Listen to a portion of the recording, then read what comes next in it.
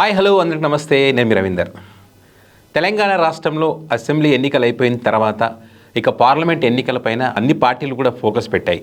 So ప్రధానంగా అయితే BRS party గత ఎన్నికల్లో వచ్చినటువంటి ఫలితాలను బేరీజ్ వేసుకుంటూ ఇప్పటికే జరిగినటువంటి నియోజకవర్గాల్లో జరిగినటువంటి పొరపాటును సమీక్ష చేసుకుంటూ మరి పార్లమెంట్ ఎన్నికలకు సిద్ధమవుతున్నటువంటి పరిస్థితి ఉంది.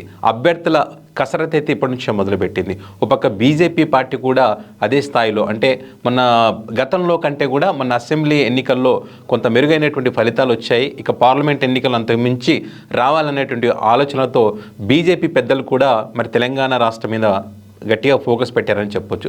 ఇక కాంగ్రెస్ పార్టీ అయితే 17 నియోజకవర్గాలకు గాను ఖచ్చితంగా 12 నుంచి 13 స్థానాలు గెలుచుకుంటామనేటువంటి ధీమా కాంగ్రెస్ పార్టీ చేస్తూ ఉంది. అందులో కూడా వారు కూడా సరైనటువంటి అభ్యర్థులు నిలబెట్టేటువంటి ప్రయత్నం అయితే చేస్తుంది. సో ఇప్పటికైతే అభ్యర్థుల విషయంలో బీఆర్ఎస్ పార్టీలో ఒక ఆసక్తికరమైనటువంటి ఒక చర్చ అయితే నడుస్తూ ఉంది. అది అన్ని నియోజకవర్గాలకెల్లా పార్లమెంట్లో మల్కాజ్గిరి నియోజకవర్గం చాలా పెద్దది.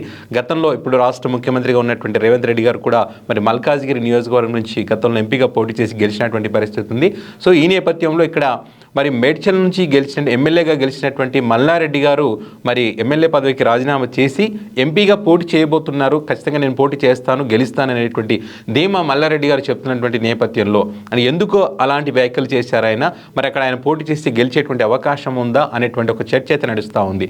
సో ఎందుకు చేయాల్సి వచ్చింది అనేటువంటి బీఆర్ఎస్ పార్టీలో ఇంకా చాలామంది నేతలు ఉన్నారు, పోటీ చేసి గెలిచేటువంటి అవకాశం ఉన్నటువంటి నేతలు కూడా ఉన్నారనేటువంటి క్రమంలో మరి మల్లారెడ్డి గారు ఈ వ్యాఖ్యలు చేయడం వెనక కారణం ఏంటి, మరి నిజంగానే ఆయన ఎంపీగా పోటీ చేస్తారా అనేటువంటి విషయాన్ని అందరూ చర్చించుకుంటున్నటువంటి పరిస్థితి ఉంది. దీనికి ప్రధానంగా బీజేపీ పార్టీ నుంచి అదేవిధంగా కాంగ్రెస్ పార్టీ నుంచి ఎవరైతే పార్లమెంట్ స్థానానికి నిలబెట్టే అభ్యర్థులను బట్టి కూడా ఈయన పోటీ చేసేటువంటి అవకాశం ఉందనేటువంటి చర్చ కూడా ఉంది. ప్రధానంగా అయితే బీజేపీ పార్టీ ఏదైతే ఢిల్లీ పబ్లిక్ స్కూల్ విద్యా సంస్థల అధినేత అయినటువంటి కొమరయ్య గారిని మరి అక్కడ మల్కాజ్గిరి నుంచి పోటీ చేయించేటువంటి అవకాశం ఉందనేటువంటి చర్చ నడుస్తున్నటువంటి క్రమంలో మరి మల్లారెడ్డి కూడా విద్యా సంస్థలకు చెందినటువంటి వ్యక్తే కాబట్టి మరి ఆయన ఇక్కడ పోటీ చేస్తే బాగుంటుంది అనేటువంటి ఆలోచన బీఆర్ఎస్ పార్టీ కూడా చేసింది అనేటువంటి చర్చ ఉంది. ఇదే కాకుండా కాంగ్రెస్ పార్టీ కూడా మరి చాలామంది పేర్లు అయితే వినిపిస్తున్నాయి ఇక్కడ. ప్రజెంట్గా ఇప్పుడు బండ్ల గణేష్ కూడా మల్కాజ్గిరి నుంచి పోటీ చేస్తారు, ఆసక్తి చూపిస్తున్నారని చెప్పి కొంతమంది చెప్తున్నటువంటి పరిస్థితి ఉంది.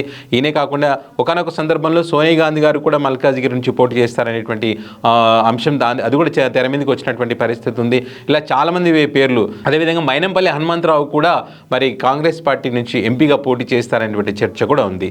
ఇదే కాకుండా బీజేపీ పార్టీ నుంచి గతంలో అయితే మోడీ గారు పోటీ చేయబోతున్నారనేటువంటి చర్చ కూడా నడిచింది. సో ఇలా రకరకాల పేర్లు అయితే తెర మీదకి వచ్చినటువంటి క్రమంలో ఇక్కడ ఫైనల్గా అయితే బీజేపీ పార్టీ అయితే మొదటి స్థానంలో మరి ఢిల్లీ పబ్లిక్ స్కూల్ అధినేత అయినటువంటి కొమరయ్య గారి పేరు మీదే, కొమరయ్య గారి పేరునే తెర మీదకి తీసుకొచ్చింది. ఆయనను పోటీ చేపిస్తే మనకు గెలిచే అవకాశం ఉంటుంది ఆర్థికంగా, అదేవిధంగా అన్ని విధాలుగా ఆయన సరైనటువంటి వ్యక్తి, మరి బీజేపీ పార్టీతో కూడా మంచి అనుబంధం ఉన్నటువంటి వ్యక్తి, మోడీ గారి విధానాలకు అనుగుణంగా నడుచుకున్నటువంటి వ్యక్తి కాబట్టి ఆయన పోటీ చేసి గెలిచే అవకాశం ఉందనేటువంటి ఒక ఆలోచనకు వచ్చిందనేటువంటి చర్చ ఇప్పుడు వినిపిస్తున్నటువంటి పరిస్థితి. సో మరి పార్లమెంట్ ఎన్నికల్లో గెలిపే లక్ష్యంగా అన్ని పార్టీలు ప్రయత్నం చేస్తున్నటువంటి క్రమంలో మరి అభ్యర్థుల విషయంలో కసరత్తు అయితే మొదలుపెట్టారు. మరి అభ్యర్థుల కసరత్తు ఎలా ఉన్నప్పటికీ కూడా ప్రజల తీర్పు ఎలా ఉంటుందనేటువంటిది మాత్రం ఎన్నికల్లో తేలేటువంటి అవకాశం ఉంది.